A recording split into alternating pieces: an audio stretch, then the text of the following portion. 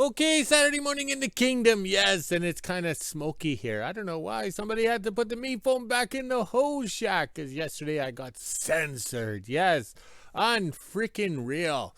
All right, this morning we woke up to minus 19 Celsius, but feels like minus 26. Lame ass. All right, on the yo-yo scale, minus 2 Fahrenheit. Yes, minus 2, but feels like minus 15. That's better because we are in wilderness Alaska, but in northern Manitoba. Yes, we had a fun day yesterday, but we screwed up the videos. Yes, we had too much fun in the wilderness playing with the curse of reverse. Yes. And then I worked in the shop in the afternoon, and it's too confusing if I put them together. So today's video will start with last night. Yes, last night.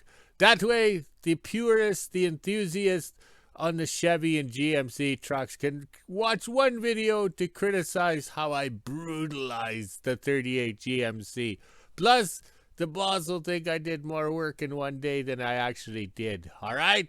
But they're trying to keep the videos, how would you say, flowing. Yes, we can't be bouncing back and forth like a marriage. Oh, that was the ex-wife. All right. Okay. All right, let's try this here. See if we have enough talent. These socks are warm. Yes, they are warm. Plus, plus look at how high they go. They're halfway up my shins. Yeah, so maybe when I hit my shins on the trailer hitch ball, it won't hurt as much. But these things are unreal.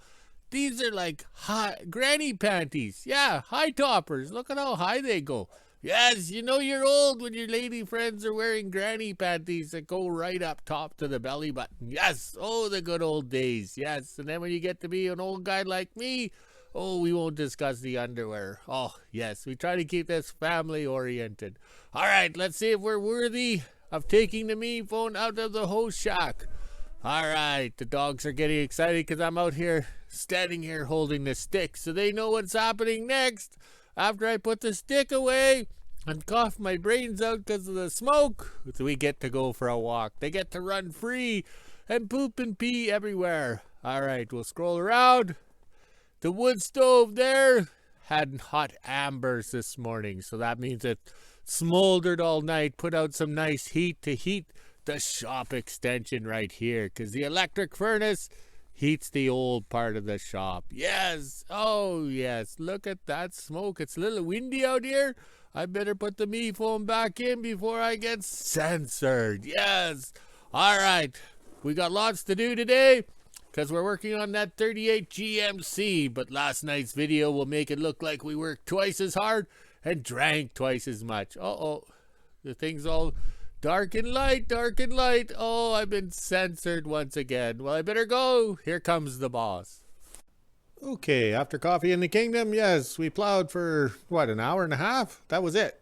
Usually we're plowing for like 4 hours, doing the neighbors, plowing into WHO-ville, everything like that. So this is kind of nice. Now I have time for myself because I never got paid for plowing all that other stuff. All right, so this morning I put the grill on, the shroud or shell or whatever, onto the frame on the rod to see how it's going to line up. So everything is based on the hood. So we're going by these lines here, okay? But also too, there was a felt piece right here. It's long gone. So that brings it up, okay? So now we have to figure out where the rod or the grill shell goes in relationship to the rod cradle. And as you can see here, the overlap, okay, there's not much here, okay? So the bottom has to go out. But also too, I learned a long time ago on the 39 Chevy, these hinges suck. After 80 years, they're kind of worn out, stretched, and trying to get it to go. And these kind of leak onto the motor. So what I did was on the 39 Chevy was use the door hinge from the RV, you know, like Cousin Eddie's RV. But finding an RV up here is pretty rare. So we asked Sir Rodney to get us these hinges. So I think he sent us 4 of these and they're nice and long. So I'm thinking of changing out to a good quality hinge. That way, when I open the hood, it doesn't fall apart. Yeah, the Chevys are bad. Like on the 39, the Maple Leaf and stuff like that. But this one's not bad. But I can take the bolts and drill them out and save this hinge for, for full restoration. So to clean up the mess, I mean, for the added space, okay, let's stay focused. I haven't had any vodka yet or whatever, just beer. All right, that's wide. This is thin. So we have these plastic things, poly nylon foo-foo stuff or whatever. So maybe I can use that as a spacer. We'll see how that goes. So let's see if we can get this hinge apart here, and then we can figure out the body lines. Like once we get the two panels lined up, okay, because these panels aren't lined up. Like one is forward, one is back. So how are you trying to get this thing lined up? I know when I was a wee lad, helping my dad put the fenders and everything on this truck, it was just kind of jimmy rigged, kind of good. And then he was trying to make a rad fit and stuff. But now we got a nice rad. We can, trim things up. And then these fenders can go on to stay. Yes, on to stay. We can drive around way with the ladies at Dairy Queen. Okay, did some quick measurements with the hinge of when it's opened and closed or whatever. So it's measuring in about 1/2 inch. This here seems to be stretched out to about 1.25 inches. And also too, with the felt or the belting or the strap in here, okay, that brings the hood up, okay? So I might be okay trying to use that thicker white neoprene, whatever it is, nylon stuff or whatever, to bolt in between that hinge and everything. Because we want these panels out, okay? Out so they're fitting nice right here. Hand and eye coordination. We need some vodka. Oh yeah, it's Friday. We can drink. Yeah, any excuse. All right, so I think we can look at that. I think we have enough material and to get this done, because once we get the hood figured out and sitting nicely with the body lines, then we can figure out the rad shell or the grill shell in relationship to the rad cradle, and that should line up. And then we'll go to put everything together. The fenders probably won't fit, but that's a minor detail. We have a welder and a plasma cutter. Okay, once again, we use the ProPoint 30A Plus plasma cutter. This was slick. All right. So this beats using the, how would you say, zip grinder or whatever. So we put the hinge up in here. We marked it as if this is the way it was originally. So we got your hinge pin sticking out here. Okay, so then there'll be the a clamp down thingy here, the hood ornament. Okay, and then back here, there's the piece that holds it down. But I got caught off guard. They put a natural kink at the end here, okay, to keep the pin from falling out. So what I should have done was pulled this back, cut the kinky end off, right, save it for the bedroom, and how would you say, add more from the front, okay? So this is what I took off. The plasma cutter just reaches in, trimmed it up nice, so that worked out good. Oh, I got the burps. That's that peanuts.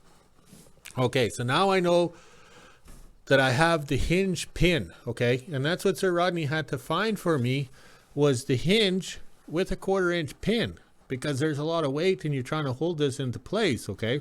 So we can't have cheap girly man hinges. Like, this has to be of quality. I'm not sure where he got these. I think these are an industrial hinge, but that's what Sir Rodney is at West Trans. He's a parts man. He finds it, gets it, and keeps everybody happy, like the customers, okay? All right, so at the front here, I'm not too worried because the hood ornament slides up in here and we can get it to go. So let's take this hood off now, and then we can rivet it or bolt it from the factory hinge, and then we can figure out what we're doing. Okay, we got the hinges off, or the hood panels separated. Yes, that's a big word. Let's try that. So what we did was we drilled out the hinge or the rivets. Okay, just find a bigger drill bit, drill it out, and then you'll have some that'll spin because this is stretched. Okay, this thing is stretched worse than oh, I better be polite. I better not mention the ex-wife. Okay. All right. So it's stretched. It's gone. We'll save it for inventory, whatever. So whoever buys the truck at my estate sale can remove the ugly hinge. But also, too, we live at the end of the world. The roads are rough. The 39 Chevy used to get a lot of miles on it. And we drive along, the hood wouldn't bounce open or fall off or anything like that. So what we're doing now is we got to figure things out. I'm not going to Google where the hood hinge and hood is in alignment with the body. Okay, the only thing we know that this hood has to fit in here. This is the only thing we know that's going to be worth it. So we know that they didn't have it back farther or forward because of the curvature of the piece. All right, and I don't dare message somebody who's a die-hard enthusiast and say, can you tell me pictures of your hood so I know what I'm doing? They will be offended because I'm brutalizing this truck at the end of the world. Oh, okay, whatever. I'm getting it up and running. I'm driving it. And yes, we do paint with a brush. You can see the brush, but it's a protective coating. We live at the end of the world. We can't spray paint. We can't do anything.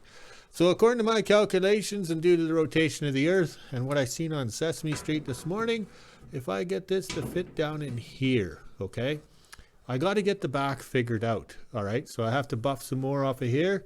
Once again, the Pro Point 38 plus. That thing's a godsend. Just nip this stuff back, and then these flapper discs that I'm using, that just trims it up nice. So that's giving me a quality product compared to the good old days when we used the torch and the steel angle grinder, whatever, with the grinding blades, you know, that gouge the material. So once I get this figured out, then I can start figuring out this end here. Okay, once I can get this, but I want to make it adjustable. Okay, because we know that this grill shell has to go forward, backwards, you know, sideways, or maybe it's upside down. We have to start at one end and figure it out. So that's the whole idea with this here. If we can get this to fit in here nice, get the hinge sticking up just above the hood so it looks pretty. We might have to put some of that white nylon or whatever plastic board in, but that's what we want. And then we can make the piece back here because we don't have the original that bolted in those holes there. Okay, so let's figure it out, drink some vodka, enjoy the cherry Kool-Aid, and in the end product will be a hood that doesn't fall off. Yes, that's what we need. Okay, 6 o'clock in the kingdom, and we got it bolted together. We got nice lines here, like the plate or the hood panels are the same. Okay, over here I didn't use that plastic stuff, that nylon white stuff. I just put some 3/8 bolts or nuts in there with spacer. That's the spacer. This is 1 inch now, okay? But you can see we have a problem here, okay? All right, so I'll stand back. So this grill shell has to go that way, and the bottom has to go out, okay? Because you can see the overlap problem here and back here. This has to go in, so that means the hood has to go down. But also too, we have a fair amount of rubber bushings or something down there underneath the rad cradle, like we were just guessing back in the day. So that's what we put in. All right, so I think we've done pretty good today. We stayed sober, we got lots done, and this little stuff takes time. Yes, takes time. All right, let's see if we can open the hood and get what we want. All right, one hand there. That's the way it should be. That way you can work on it and you don't have to worry about the hood falling on you. Yes, that worked out good. So once we determine the grill shell in relationship to the cab, then we can start trimming this up like we did over here. Like that worked out very well. Lots of holes to drill, and I'm very pleased. Saturday morning in WHO-ville, and it's just after 9 a.m. and I'm getting ready to head up and get some fuel, and then I gotta go do some shopping. They asked me to come in today and go clean the store, so that will give me a couple hours, which is pretty good. Not sure what my dad will be doing in the kingdom, but I guess I'll find out later. Now it's time to head inside, let the dogs out, and make breakfast. 10:30 and I just got the skidoo out. Now it's time to go and get gas and head on over to the kingdom and grab my dad's water jug so I can go do a bit of shopping. Just have to grab a few things that weren't on the shelf yesterday, so let's go get gas and see how much it is. Just finished getting some gas. It was $104. I'll go over here and show you guys the pump. It was $104 for 77 liters, and the price is $134. That's not bad. Diesel on the other side is $155 a liter, so now we'll head to the kingdom and go get the water jugs. 11:30 and I just made it back from the kingdom and put the skidoo away. I only ended up filling the water jugs up and grabbing some butter for my dad. They didn't have anything on sale or nothing good on the shelves. Now it's time to head inside, let the dogs out, and get ready for work this afternoon. I gotta go clean the store. Almost 1 o'clock and I'm just getting ready to head to work. I get off at 5 p.m. so I won't be able to go back to the kingdom because it'll be dark by then, but I did drop off his bacon so we can have it for breakfast tomorrow, plus a few other things for him. Now let's let the dogs back in and get to work. Just after 5 p.m. I'm getting home from work. It was a good day of cleaning. I got a couple things done. Now it's time to head inside, let the dogs out, and do the weather. 5:30 and this is the temperature we're sitting at today. It's negative 15 degrees Celsius, which is 5 degrees Fahrenheit. We even have the feels like on the bottom. It's been pretty warm today, but I was at work for most of it. Now it's time to head inside, edit my videos, make supper, and end my day. Okay, Saturday after lunch in the kingdom, and we're going to pick up where we left off last night. Yes, last night we were drinking the cherry Kool-Aid and vodka, and today we're drinking the blue. Yes, Labatt's Blue. So this project's 100% Canadian. Yes, I'll open that once I turn the camera off. Okay, over here, whoa, back up a bit. Okay, last night we determined that the rad shell or rad grill, krill shell, whatever, was too high. All right, so we have to lower it. So we took the rad out. We didn't film that because it's always messy. Yes, all right. Okay, so over here, I'm laughing. This is a stack of rubber belting shims that my dad made back in the day. This is 1977. We used to do the family trips from the Pink House in Alexander, Manitoba, up to Flin Flon, Manitoba, where it was a mining town. So dad had uncles or whatever, his mother's brother's kids or whatever. Okay. So I remember him getting conveyor belting from the uncle or whatever, and he put it in the car or whatever, and then we put our luggage on top. And this belting was sacred. So he sat in the shop cutting out the shims, okay? So he didn't have an Ofla knife where the blade gets dull or you break it, you slide it out, keep going. He had one of those utility knives where you had to, take it apart, change the blade, move it back and forth, and then you screw it back together. So we determined that what he did back in 1977 was wrong, okay? This grill shell is too high.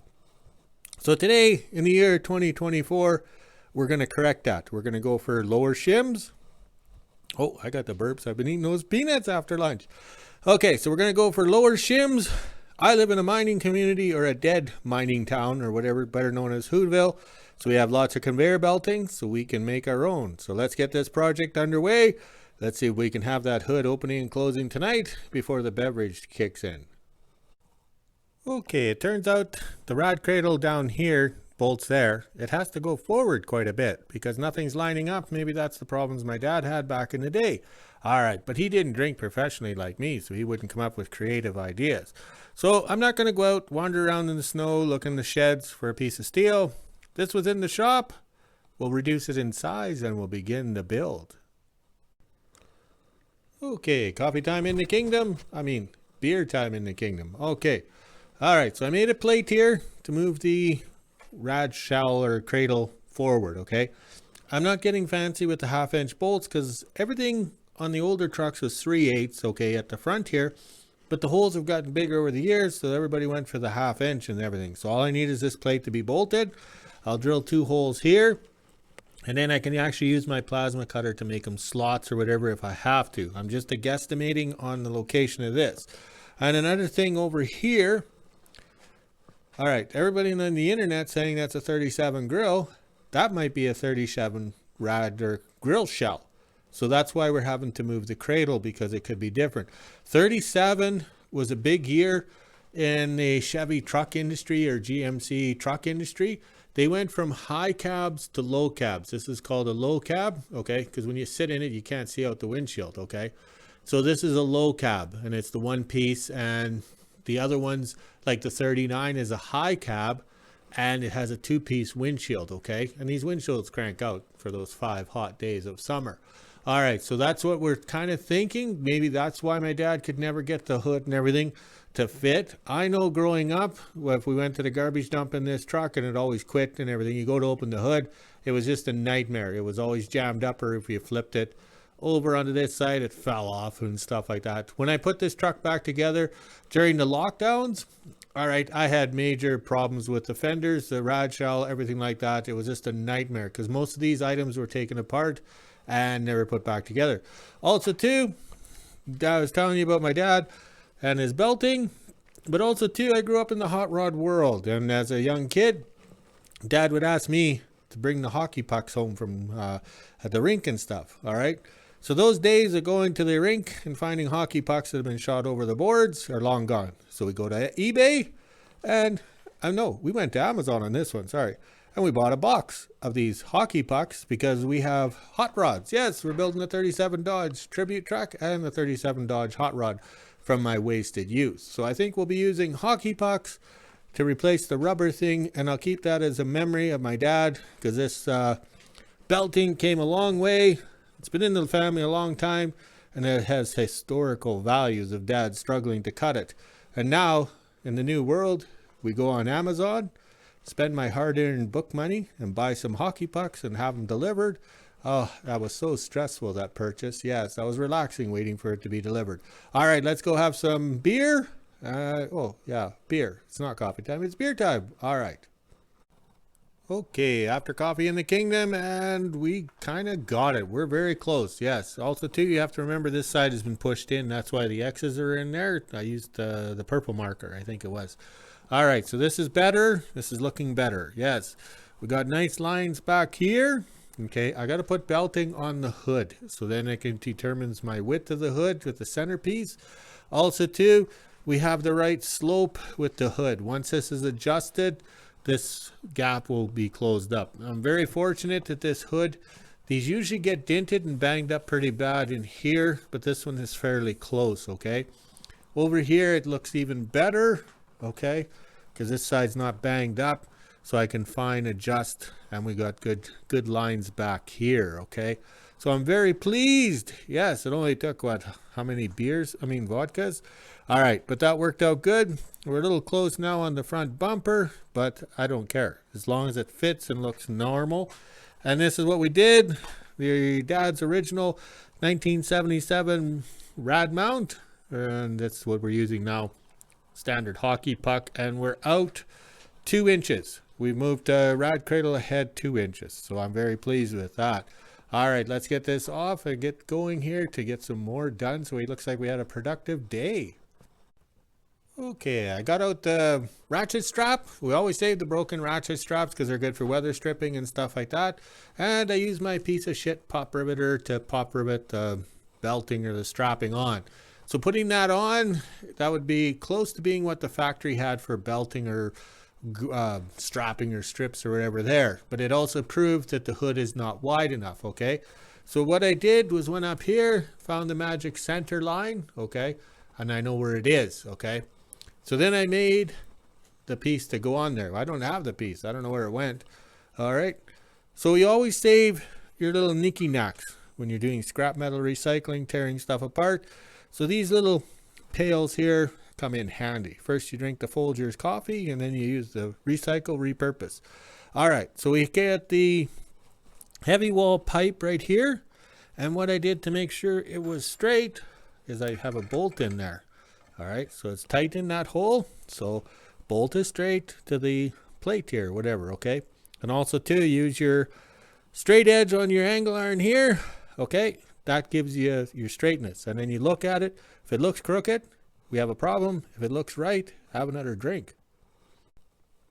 Okay, I used the die grinder and bigger bolts in the holes, and I was able to get the hood pivot thingy me bob centered, okay? Centered with the colored line there, that purple line there, and it worked out good. So we got some nice lines here, and then over here, this is the only hole that actually lines up in the whole grill shell to rad cradle. So if you play around with it, wiggle it up and down and stuff like that, I think we can. All right, I think this will work out. The biggest problem we have with this 38 GMC style of grill, okay, is the, how'd you say, the rods, okay? There's rods that run from here back to the cab, okay? I remove them because after 80 years, they're all bent, twisted, and stripped in threads and everything like that. So I've been using 1/2-inch threaded rod. It's industrial grade, okay? So now those rods hook to the rad, the grill shell itself, not the rad cradle. All the other trucks, it's the rad cradle, and then the sheet metal grill shell fits on. So now I got to figure out how to make this work, that we have the rods going back to support the rad, so the rad doesn't fall into the rad, and we have, the fan. Plus we have to figure out how to anchor it. Now everything has changed drastically with this coming out over 2 inches at the bottom, so my rad hoses and the degrees and philosophies of the fan to the rad might be out of whack. But that's okay. At least we're getting a nice fit here. I'm very pleased with this. It's only taken I don't know how many beers, but it's been working out. Okay, 6 o'clock in the kingdom, and I just had to know. Yes, I had to know. So I went to the shed and got the fenders for the 38 GMC. Okay, anytime I've tried to put them on, they seem to be squeezed together. Okay, I have now moved this rad cradle ahead 2 inches, and things are lining up. Like this fender kind of slid right on. Okay, here's your little bracketry right here. This hole lines up with this here. That's the critical one on the grill shell. And it's just sitting here fitting. Like it's not, how would you say, spring loaded or egged or anything like that. So maybe I got it right. Yeah, it only took from 1977 till now. All right, we got fancy here. We cut the hockey pucks in a curve, okay? So it's easier to do one curve cut than it was to cut both of them square. So that worked out pretty good. We're very pleased. We're calling it a day because we got the cherry Kool-Aid out. So we're mixing 2-finger drinks. So, oh yeah, 2-finger drinks, eh? Oh yeah, heavy metal. Yeah, Devil's Horn, I think they are. Oh, what? Oh, I'm gonna burp here. No, I had too many peanuts. All right, so tomorrow we'll be working on the grill shell with the grill. Oh, these burps. I better have some drink here. And come Monday, we're going to start working on the ice cube back there. Because once I start it, I have to finish it. I can't take time out to go haul some water or play with the frozen sewer line. Once I start, I have to finish it because it's going to be greasy.